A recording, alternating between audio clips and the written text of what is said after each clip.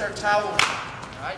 The second drill that we utilize is the chair drill. All right. Chair drill. Zach. All right. Michael Rademacher's going to come out here. He's going to be a catcher. All right. And this is a great drill for developing a breaking ball.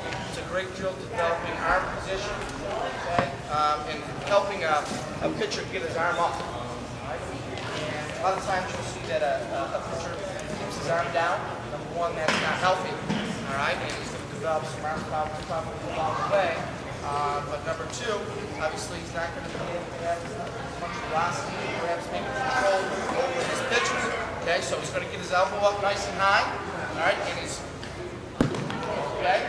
Not the best example right there, but again, it's not about really, you know, where he's throwing the ball. It's more about his elbow position.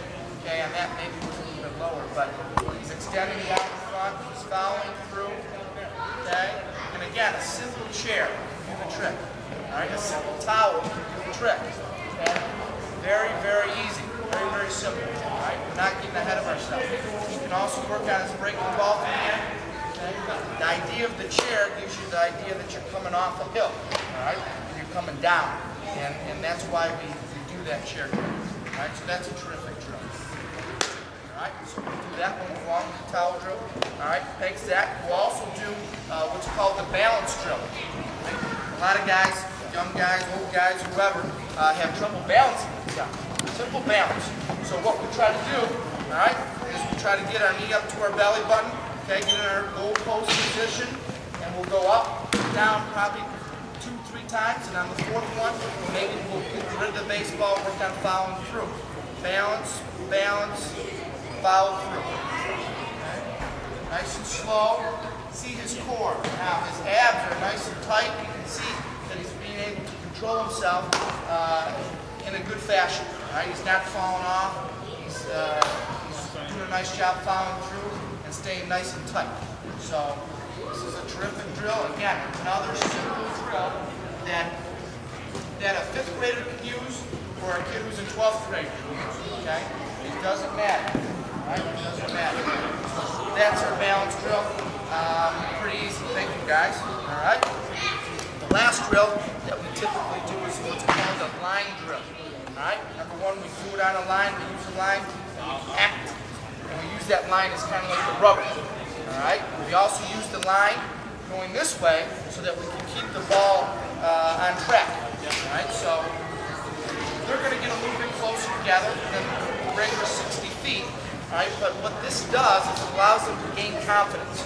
It allows them to get command of their pitches if they don't have as good of command as they like. All right, so they work on their 2-seam fastball, they work on their 4-seam, they work on their circle change, they work on their breaking balls. All right, one guy catches, the other guy throws. Okay, go 10, they switch off. Okay, or they can rotate. A great drill. Okay, they probably should be a little bit farther apart right now. All right, they're making it a little too close. But again, after a start, if a guy gets rocked 9-10 runs or something, this is a great drill to go back to because it allows him again to be a man and allows him to go in and get that confidence back. Okay? And you can work on a little bit more of the mechanics. All right? Now the rest of the information, Coach is kind of pushing me along here. Obviously is on here. We do some internal, external things with the rubber band real quick, Coach.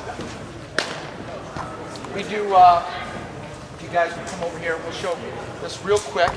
Just a Don't need one of those cords, all you need is that stick. All right, Michael will show you. I was pleased to hear Michael and I were having a conversation before we started this, and he says I do these in between commercials. I do these types of things when I'm watching TV, and I have some time to kill, and literally can do that. All right, so he's going to work on keeping his arm in nice and tight, and this is the internal. Okay, his arm is going in towards his stomach. All right. What this does is it allows him to build up some fine muscle fibers, okay, that allow guys to eventually be able to throw harder, generate arm strength, and do those types of things. Now, the next thing he's going to do is he's going to turn the other way, and now he's going to do the external, okay, working this side of the elbow, okay, and this side of the arm. This is all great stuff. a pitcher always carries an elastic tubing, surgical tube with him before he warms up. I mean, I used to use it religiously, and it helped me warm up, get my arm loose. How often do you find a guy who goes out and pitches and he's not warmed up? Okay, well, this is a great way to be able to do that. Okay, again, whether the kid is 7 years old or whether the kid is 15 years old. Terrific way. The last one is a pull down, all right? Keeping his elbow nice and tight to his ear, okay? All right, and now he's just going to pull, all right? Working on developing that strength, okay? Getting in the right position, all right? There's numerous activities or positions you can get into. These are just some of them. If you'd like to talk to me one-on-one, I can get you into some more. I hope I helped you out. I hope I did some justice for the time that I got. But thank you for your time. Appreciate it. One is an awesome drill that Jim Lawrence put me on to last year. Thanks, Mike. Jim says he saw me hitting with some little kids or something like that, or he knew I was coaching a rookie league team. He says, this is the best drill for little kids. They love it. He says, you stick a plunger upside down into T, and you buy one of those Walmart SpongeBob balls, or like 3 or 4 of them, and you put it on top of the plunger, and that's what the kid hits. I said, okay, Jim, whatever. I said. So about a week later, a couple weeks later, he's at camp. We're on the summer camp when school lets out, and he says, hey, don't you forget about that drill. Like all sorts of stuff you can use. I said, okay, Jim, you can bring it up. So up the next day comes Jim with he's got his old wheelie cart, like the older people wheel their groceries home with. All right, he's got like 8 SpongeBob balls, 3 or 4 plungers, and we did it for 3 weeks with the kids. They absolutely love it. Even the older kids have a blast. It morphed into like a hockey game. You can take a SpongeBob guy here, all right? You've got a guy right here. Now they're playing goal, all right? The kids loved it. You get about 7 or 8 of those suckers and boom. What does that do? Number one, they can have fun. It's something different. Number two, everybody can hit it. You put a hard ball on a team, a 6-year-old can't hit it. They can hit SpongeBob off of there, all right? So that's an awesome drill you can set. Now one last thing, all right? We're talking general coaching philosophy. We bought, one of the things that Coach Beebe or Coach Fitzgerald said, he said basically, you look on the internet, you get some videos, it's all the same drills. Nobody's reinventing the wheel. So what we did is we got a series of videos, Harold Reynolds videos, Tony Gwynn does hitting, Ozzie Smith does fielding, Jeff Brantley does the pitching. All right, number one, if you want to email me on there, I'll loan those things out to you. Number two, what comes up over and over and over is this phrase, and I wanted to share it earlier with you, but I forgot. The fact that it's the last phrase, and we got 70 little kids over there, doesn't diminish its importance. Control the environment. All right? Control the environment. Now, what does that mean? If you're going to practice fielding ground balls, don't stick the kids 65 feet away in the infield and you stand at home plate.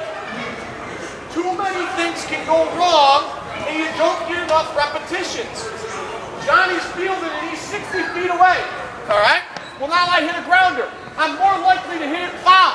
Well, that doesn't give Johnny, that doesn't do any good. Johnny might miss the ball. He's got to go out there. Now the ball's got to come all the way back. All right? Less repetitions. Control your environment. Literally, the fielding one was the best. Ozzie Smith said, every day of my career, I started out taking ground balls from about 50 feet away. Every day. Just have someone with a bucket, rolling ground balls. Alright? That's it. Rolling ground balls. You don't have to hit them from 60 feet away. Control your environment. If you're throwing batting practice, little kids, you don't have to be on the mound. They're not going to hurt you. Alright? A couple of them on a team, maybe. Alright? Get 40 feet away. Get on your knee. 40 feet away. It's a lot easier for the kid to hit that than not. If you're pitching, pitch from shorter distance. If you're taking outfield, throw the fly ball from 10